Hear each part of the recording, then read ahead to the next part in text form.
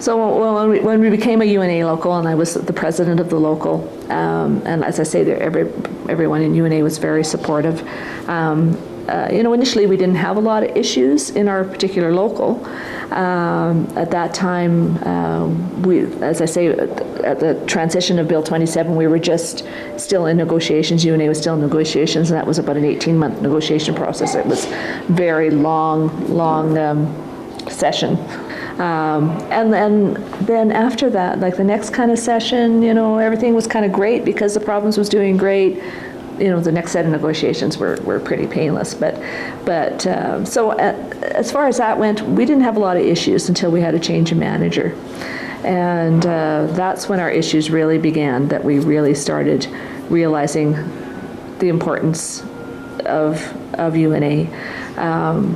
And we had a lot of support from them. We had a manager who was quite a bully, and but according to the employer, it wasn't the manager's problem, it was our problem. We were complainers, we were chronically conflicted, we couldn't accept change, the usual kind of rhetoric they give you when you start expressing any concerns about them at all. So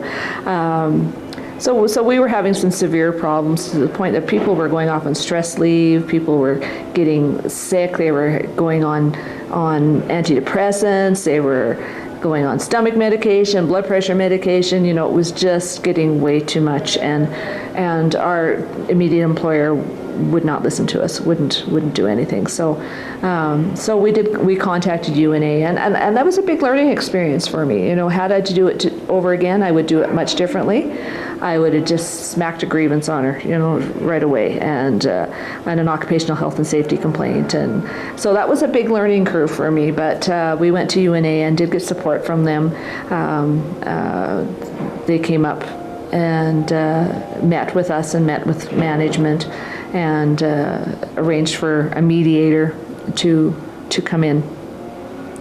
And that we thought was going to work really well, but unfortunately that management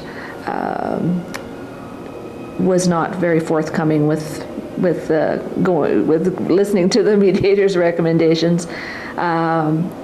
Accused her of collusion with the union, and when push came to shove, they had no intention of following what the mediator's recommendations were. So it was a big learning experience for me, but it did give me the